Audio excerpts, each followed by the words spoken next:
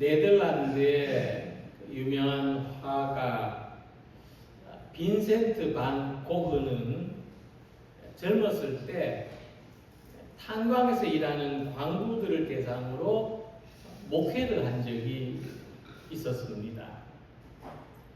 대부분 어려운 형편에서 살았기 때문에 고흐는 탄광에서 나오는 부대자루로 셔츠를 만들어 입었습니다. 한 번은 이 셔츠를 입고 교회를 갔는데 보는 사람마다 배를 잡고 웃었다고 합니다. 그 이유는 이제 부대자루에 글씨가 인쇄된 것을 그대로 잘라서 셔츠를 만들어 입었기 때문에 공교롭게도 고가 입은 셔츠 등짝에 이런 글씨가 인쇄되어 있었습니다. 깨지기 쉬운 물건. 사람들한테는 이 고흐가 깨지기 쉬운 물건이 걸어다니는 모습으로 보인 겁니다. 근데 하지만 고흐 자신은 아무렇지도 않게 이 셔츠를 잘 입고 다녔습니다. 이 글귀야말로 사람이 어떤 존재인지를 가장 잘 나타내 보이는 말이라고 생각했기 때문입니다.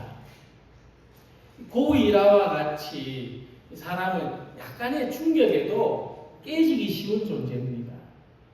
우리는 자주 말 한마디, 표정 하나, 행동 하나 그런 자극에 우리 존재가 깨지는 것 같음을 경험합니다. 그래서 예수님은 이런 우리들을 위해서 돕는 분을 보내주겠다. 성령을 보내주겠다고 약속하셨습니다. 예수님이 보내주시겠다고 약속한 그 성령을 보혜사라고 불렀습니다. 요한복음 14장 26절에 보면 보혜사, 곧 아버지께서 내 이름으로 보내실 성령님이십니다. 이 보혜사는 헬라어로 파라클레토스라고 합니다. 파라라는 말은 옆에 있다는 말이고 클레토스라는 말은 돕는 존재라는 뜻입니다. 옆에서 도우시는 분, 성령, 파라클레토스입니다. 깨지기 쉬운 물건은 특별히 보호하지 않습니까? 이와 같이 하나님은 성령으로 우리를 특별히 지키십니다. 도우신다는 것입니다. 특별히 바울은 로마서 8장 26절에서 말씀했습니다. 이와 같이 성령도 우리 연약함을 도우시나니. 우리는 마땅히 기도할 바를 알지 못하나 오직 성령이 말할 수 없는 탄식으로 우리를 위하여 간구하시느니라고 했습니다. 우린 자기의 마음과 뜻과 생각이 깨졌을 때 무엇을 기도해야 할지, 어떻게 기도해야 할지 알지 못합니다. 그러나 그때마다 우리 안에서 성령이 간구하고 계시다는 것을 잊지 말아야 합니다. 우리가 성령의 도움을 받는 것은 돛을 펼친 배가 바람의 힘으로 움직이는 것과 같습니다. 성령의 도움을 받는 것은 아이젠을 신고 빙판 위를 걷는 것과 같습니다. 성령의 도움을 받는 것은 나침판을 보면서 길을 가는 것과 같습니다. 바람의 도움을 받으면 물결의 방해를 헤치고 나갈 수 있습니다. 아이젠을 신으면 빙판에도 넘어지지 않습니다. 나침판이 있으면 길이 없어도 목적지까지 도착할 수가 있는 것입니다. 그래서 함께 읽은 말씀은 우리가 성령의 어떤 도움을 받아서 살아갈 수 있는지를 말씀하고 있습니다. 그래서 먼저 우리는 내가 성령의 도움이 꼭 필요한 약하고 깨지기 쉬운 존재라는 것을 받아들이시기 바랍니다. 성령은 우리를 돕도록 바로 우리 곁에서 우리의 안에서 우리를 돕도록 예수님이 보내신 분이라는 것을 믿으시기 바랍니다. 성령은 우리를 위하여 기도하시는 것을 믿으시기 바랍니다. 이같이 우리를 향한 성령의 구체적인 도우심을 바라는 마음으로 함께 본문의 말씀을 통해서 은혜를 나누도록 하겠습니다. 자, 형제들아, 신령한 것에 대하여 나는 너희가 알지 못하기를 원하지 아니하노니 하고 1절에 말씀했습니다. 먼저 바울은 고린도 교회 성도들에게 하나님께서 주시는 신령한 선물에 대해서 이야기합니다. 신령한 선물이라고 하는 것은 인간적이고 육신적인 것과는 대조되는 선물이라는 것입니다. 자, 바울이 이 말씀을 하는 의도를 생각해 보면 하나님의 은사는 신령한 선물이다 하는 뜻입니다. 하나님이 성령으로 말미암아 우리에게 주는 은사는 육적인 것, 인간적인 것이 아니고 신령한 하나님께 속한 하나님의 능력이 나타나는 하나님의 은혜로 주시는 그런 신령한 것이다 하는 말씀이죠. 왜 이 말씀을 했느냐 생각해 봅니다. 사실 고린도 교회 성도들은요, 자신들이 신령하다고 생각했습니다. 자신들은 신령한 성도라고 생각했습니다. 왜냐하면 고린도 성도들은 방언, 신유의 은사들이 있었고 또 누구보다도 이런 은사에 대해서 많은 지식이 있었다고 여겼기 때문입니다. 근데 이런 배경을 고려해 보면 바울이 신령한 것을 알지 못하기를 원하지 아니한다 이렇게 말한 것은 역설적인 의미가 있습니다. 간단하게 말하면 여러분들은 신령한 것 같이 하지만 신령한 게 뭔지 모릅니다 이런 뜻입니다. 진짜 신령한 게 어떤 건지 여러분들은 모르고 있습니다 이런 뜻입니다. 그들은 방언과 신유의 은사는 있었지만은 그들이 추구하는 것은 인간적이고 육적인 것이었습니다. 그러니까 신령하지 않았던 겁니다. 은사 자체가 신령한 것이 아니라 진짜 신령한 것은 그 은사를 가진 사람의 직분, 사역을 통해서 나타나는 삶이 신령해야 하는 것입니다. 그래서 우리 고린도 교회를 보면 잘 알지만 그들은 이렇게 많은 은사를 가졌지만 다투고 경쟁하고 서로 재판하고 도덕적으로도 믿지 않는 사람들한테 본이 되지 못했습니다. 바울은 이런 사람들에게 신령한 것을 알기 원한다고 했습니다. 그래서 신령한 것은 보이는 게 아닙니다. 겉으로 드러나는 게 아닙니다. 그 너머에 있는 것입니다. 방언하고 신유하는 그 자체가 신령한 것이 아니다. 이제 역설적인 말씀입니다. 그 너머에 있는 것, 하나님께서 우리에게 방언과 신유와 각종 은사를 주신 목적을 생각하는 것이 신령한 것이다. 그것이 진짜 신령한 것이다. 그래서 우리가 신령한 삶을 산다고 할 때 우리가 뭐 구름 위를 걸어 다닐 수 있는 능력을 가진 것이 아니고 오늘의 삶을 우리에게 주신 목적, 하나님의 선하신 뜻을 생각하면서 살아가는 것이 진짜 신령한 삶을 사는 겁니다. 그래서 우리는 오늘을 지금 이 시간 예배를 하나님이 주신 신령한 선물로 받으시기를 축복합니다. 선물을 받을 때 박스가 속에 있는 것보다 비싼 선물은 세상에 없을 겁니다. 겉으로 포장한 박스보다 속에 있는 게 더 값진 게 선물이죠.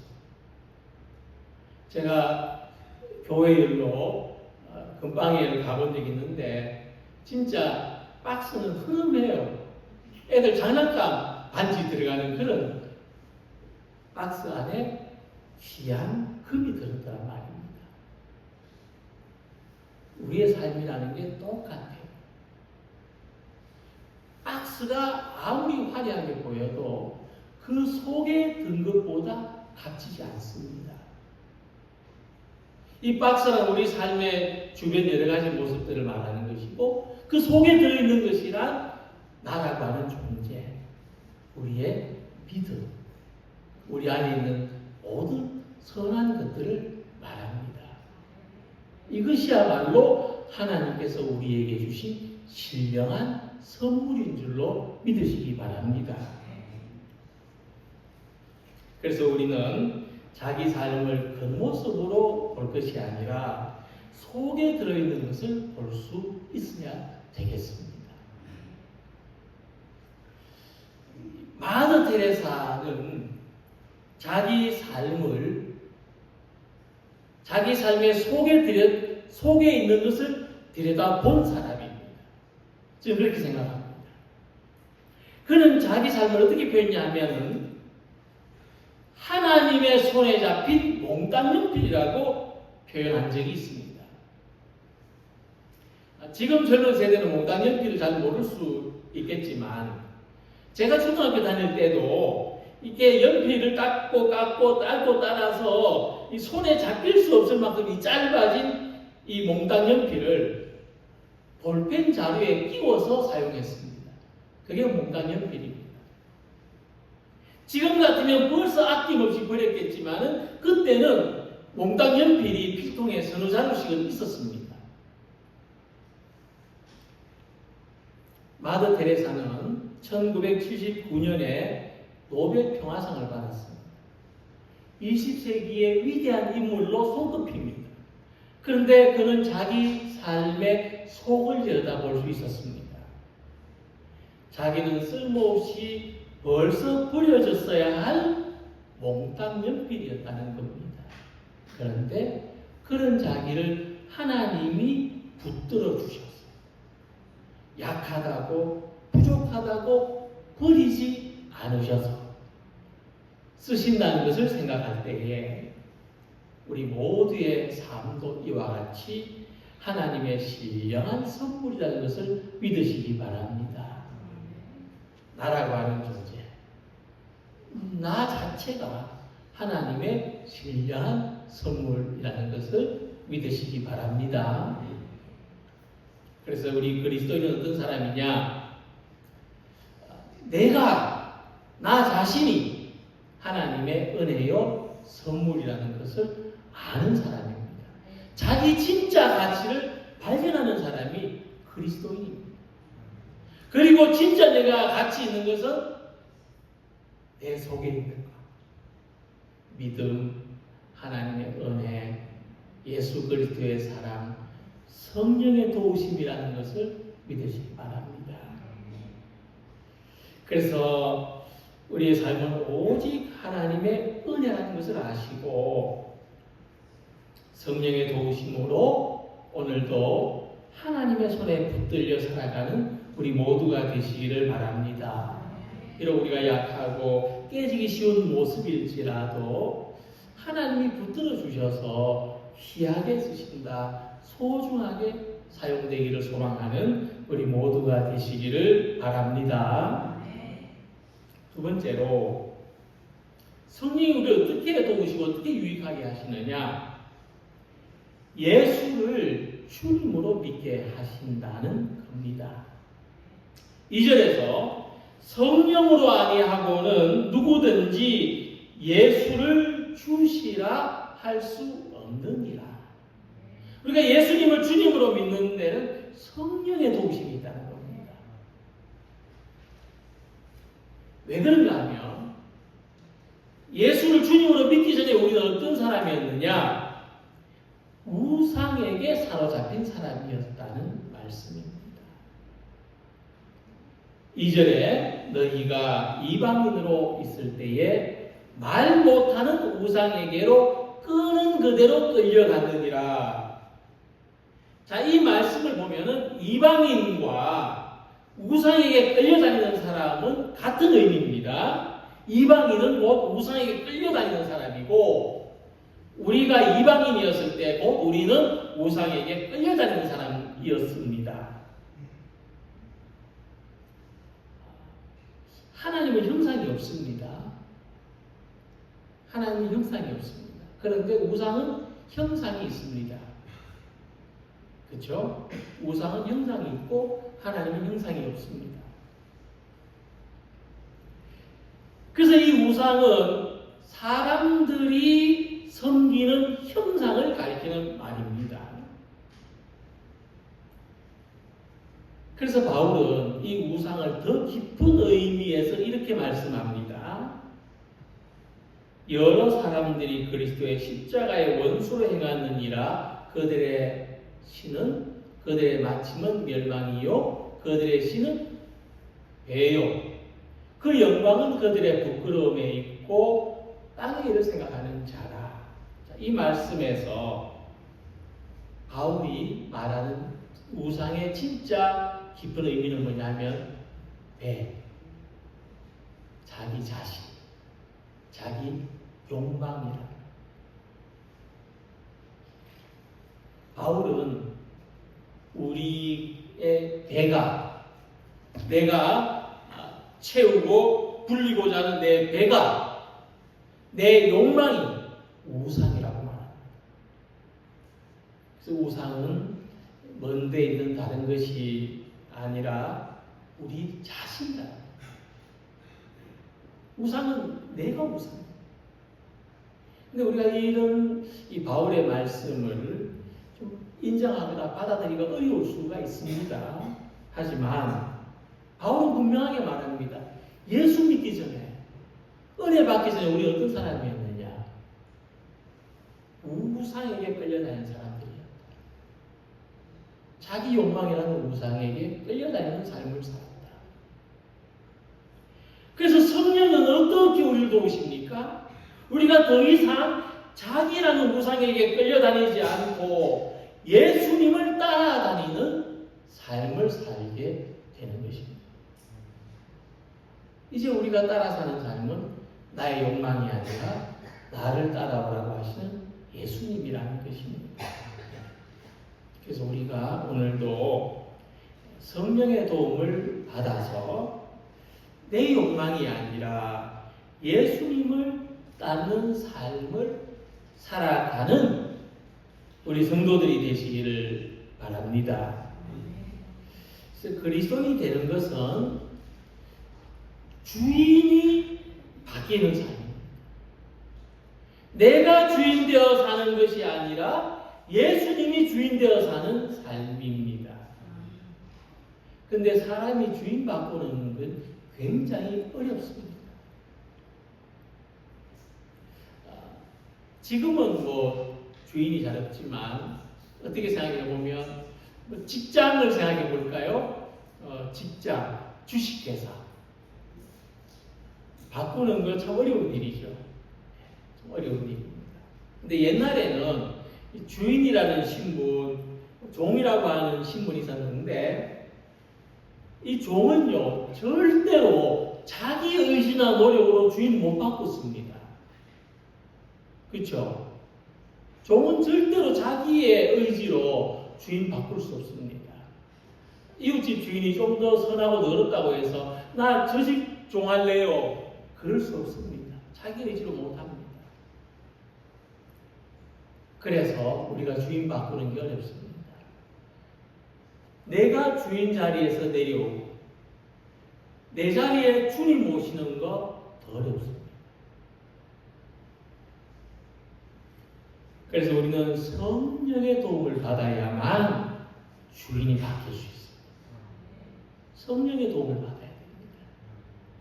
내가 주인 되었던 교만한 삶에서 예수님이 주인 되시는 겸손한 삶으로, 거치고 불편을 주는 삶에서 도움을 주고 평안을 주는 삶으로, 불안하고 염려하던 삶에서 평안하고 소망이 있는 삶으로, 어둡고 절망적인 삶에서 기쁘고 희망 있는 삶으로 주인이 바뀌기 위해서는 성령의 도움을 받아야 됩니다. 성령으로 아니하고는 누구든지 예수를 주시라 할 수 없느니라. 그 당시 특별한 상황을 생각해 보면은 당신은 예수님을 주님이라고 하면 박해를 받았습니다. 감옥에 갇히고 매를 맞았고 쫓겨났습니다. 그런데 그 가운데서도 예수를 주님이라고 하는 사람들이 있었습니다. 그래서 지금의 우리 신앙이 있습니다. 바로 그들은 성령의 도움을 받아서 예수가 주님이라고 고백했던 겁니다. 사도행전 4장 8절에 베드로가 성령이 충만하여 복음을 전했다고 했습니다. 7장에 스데반 집사가 성령이 충만하여 담대히 복음을 전했다고 했습니다. 복음은 예수님이 주님이십니다 하는 것입니다. 성령으로 예수님이 주님이십니다 고백할 수 있습니다. 우리도 이와 같이 성령의 도움으로 이제 내 삶의 주인은 내가 아닙니다. 이제 내 삶의 만족은 내 배가 아닙니다. 이제 내 삶의 목표는 내 욕망이 아닙니다. 내가 죽고 그리스도께서 사시는 것. 내가 겸손히 종의 자리로 내려오고 예수님이 나의 주인 되시는 것. 성령의 도우신 것. 예수가 주님이신 것을 고백하는 우리 모두가 되시고 이 복음을 세상에 전하는 성도들이 되시기를 바랍니다. 그리고 4절에서 6절까지를 보면 우리가 하나님을 어떻게 섬기는지가 나와 있습니다. 우리가 하나님을 어떻게 섬기느냐? 첫째로 하나님이 주신 은사가 있습니다. 그리고 둘째로 은사를 통해서 주신 직분이 있습니다. 그리고 셋째로 직분을 통해서 행하는 사역이 있습니다. 우리 이 세 가지로 하나님을 섬깁니다. 은사와 직분과 사역입니다. 그래서 5절 보면 섬기는 일은 여러 가지지만 섬김을 받으시는 분은 같은 주님이십니다 하고 세번역 성경에서는 좀 더 자세하게 의미를 풀어서 번역했습니다. 섬김을 받으시는 분은 주님. 성령께서는 우리가 은사와 직분과 사역을 통해서 주님을 섬기도록 도우십니다. 세상에 속한 사람들은 이 자기가 가진 것으로 어떻게 무엇을 위해서 사는지를 생각해 보면 역시 주님을 섬기는 일은 성령의 도우심 받지 않으면 어렵다는 것을 알 수가 있습니다. 세상 사람들은 뭐 시간 여유가 생기고 힘의 여유가 생기고 뭐 가진 것에 여유가 생기면 다 자기 위해서 쓰지 않습니까? 그죠? 뭐 옷 하나 더 사고 좀 더 뭐 고급 화장품 쓰고 뭐 좀 더 좋은 차 타고 다 자기 위해서 쓰죠. 남을 돕는다 하더라도 사실은 자기 만족 위해서 하지 않습니까? 자기 이름 내기 위해서 하지 않습니까? 그런데 하나님을 믿는 사람들은 주님을 섬기기 위해서 쓴다는 겁니다. 주님을 섬기기 위해서. 그렇게 섬깁니다. 내 것을 풀어서 섬깁니다. 그리고도 저는 유익한 종입니다. 제가 한 게 뭐 있습니까? 하는 것이 주님을 섬기는 사람들의 모습입니다. 근데 또 한 가지 생각해야 될 것이 있는데 주님이 먼저 우리를 섬기셨다는 거예요. 이게 순환적인 구조를 가지고 있습니다.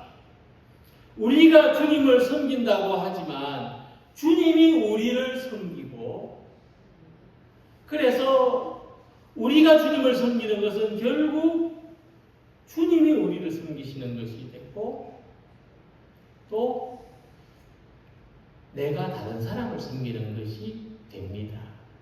그렇게 돌게 돼 있어요. 그래서 우리가 교회에서 섬기는 일은 결국 주님을 섬기는 일이고, 이것이 또 돌면은 다른 사람을 섬기는 일입니다. 다른 사람을 섬기는 것이고 주님을 섬기는 것이 돌게 돼 있습니다. 분리되어 있지 않습니다. 그래서 고린도 교회는 은사가 있었고 직분이 있었고 사역이 있었는데 누가 큰지를 서로 비교하고 경쟁하고 비판했습니다. 하지만 그 안에는 받은 은사로 주님을 섬기는 일에 사용한 사람들이 있었다는 겁니다. 그런 가운데서도 그 속에는 하나님의 백성들을 섬기는 사람들이 있었습니다. 그래서 섬기는 일이 복된 것은 뭐냐 하면, 이렇게 고린도 교회처럼 서로 비교하고 경쟁하고 비판하는 교회 안에서도 섬기는 사람들을 통해서 온전해질 수 있다. 보완된다는 겁니다. 섬기는 사람이 있습니다. 그래서 유익하게 하신다. 결국 성령은 그렇게 해서 우리를 유익하게 하십니다. 바울은 7절에서 각 사람에게 성령을 나타내시는 것은 유익하게 하려 하십니다. 그래서 우리가 무엇이든지 성령의 도우심으로 해야 교회를 유익하게 할 수 있습니다. 성령의 도우심으로 하는 우리가 되길 바랍니다. 기도를 하든지 예배를 드리든지 봉사를 하든지 찬양을 하든지 입구에서 주차 안내 주보를 나눠드리고 교회 청소를 하든지 무엇을 하든지 어떤 것이든 성령의 도우심으로 하셔서 유익하게 하는 우리가 되기를 소망합니다. 그래서 각자 다른 은사를 주셨고 또 다른 직분을 주셨고, 그래서 사역을 우리에게 맡기신 것입니다. 하나님은 우리가 은사를 잘 활용하는 사람이 될 때 공동체를 유익하게 하실 뿐만 아니라 나도 유익하게 하시는 줄로 믿습니다. 성령의 가장 큰 사역은 교회를 유익하게 하시는 것입니다. 우리 각 사람 위에 이와 같은 성령의 충만하심이 있기를 소망합니다. 우리 각 성도님들이 교회를 유익하게 하시기를 소망합니다. 우리가 모든 것이 하나님의 선물입니다. 내가 하나님의 신령한 선물입니다. 내가 주인이 되어서 쓸 것이 아니라 이 신령한 선물을 주신 것으로 주님을 위해서, 성도들을 위해서, 그래서 교회를 유익하게 하고 세상을 유익하게 하고 결국 우리 자신을 유익하게 하는 우리 모두가 되시기를 주님의 이름으로 기원합니다. 기도드리겠습니다.